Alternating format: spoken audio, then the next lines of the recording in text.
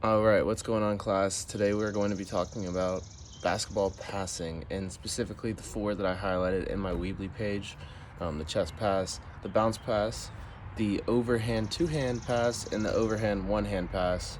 And so I guess I can just go ahead and introduce to you what passing is about. Passing is arguably, I wrote this on my Weebly page, I don't know if you guys saw it, but it's arguably the most important part of basketball.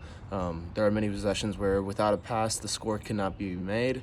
Obviously, scoring is very important, defense is very important, but passing is an aspect of scoring and of offense that is beyond important to find the open player that can get the shot or the open layup and advance the ball down court, because obviously dribbling can't get you everywhere. You can be double teamed, which often leads to you not being able to go anywhere. You have to pass to another teammate, kind of get a refresh on the offense. So that's why passing is important, and we're going to talk about the best way to pass and the correct way to pass and why you need to pass, obviously, which I just did. So the first pass we're going to be talking about is the chest pass, and I'll go ahead and stand up and start talking to you guys. But in the chest pass, first thing you want to do is you want to put the ball to your chest. That's not why it's called a chest pass, but we're going to put our ball to our chest. All right, we're going to hold the ball on the outside just like this, and when we push the ball, when we're passing the ball, we're going to push it to our teammate away with our elbows out like this. Push. All right, I'm going to demonstrate on this pull right here. All right, so I got my ball to my chest. I'm going to push out. I'm going to follow through all the way. Okay, you want to have a little bit of backspin. Second pass we're going to talk about is going to be the bounce pass. Bounce pass, you're actually going to start in the same position as the chest pass, but instead of pushing out, you're going to push down. You have to have a good amount of force for this one because it's got to be able to get to your teammate and survive the bounce. So here's the first one.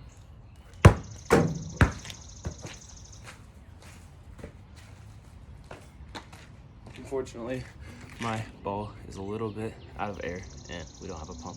So we're gonna try it again. We're gonna bounce to the pole and hopefully it comes back to me.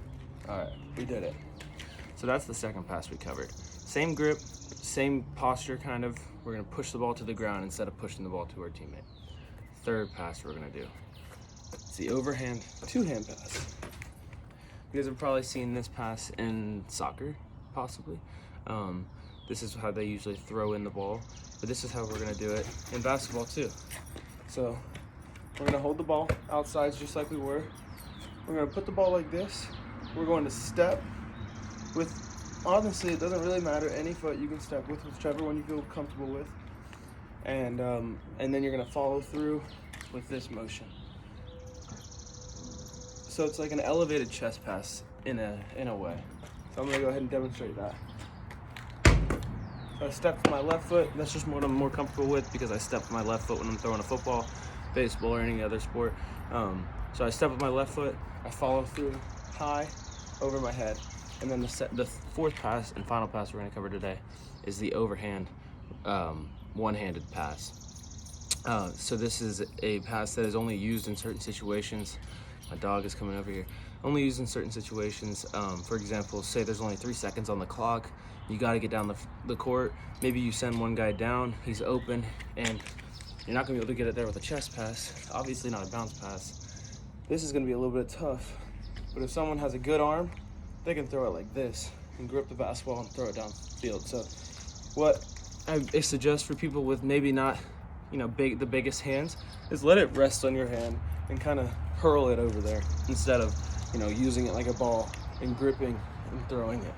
Because even I can't do that.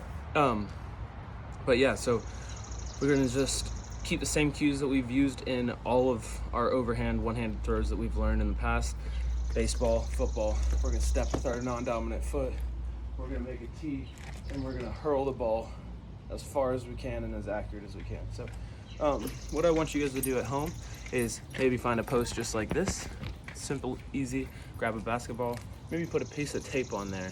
And I want you to do 5 chest passes, try to hit the tape. 5 bounce passes, see if you can get it high enough to hit the tape. 5 overhand two hands, and 5 one-hand overhands. But that's it. Hope you guys enjoyed it. Hope you learned something. Thank you so much.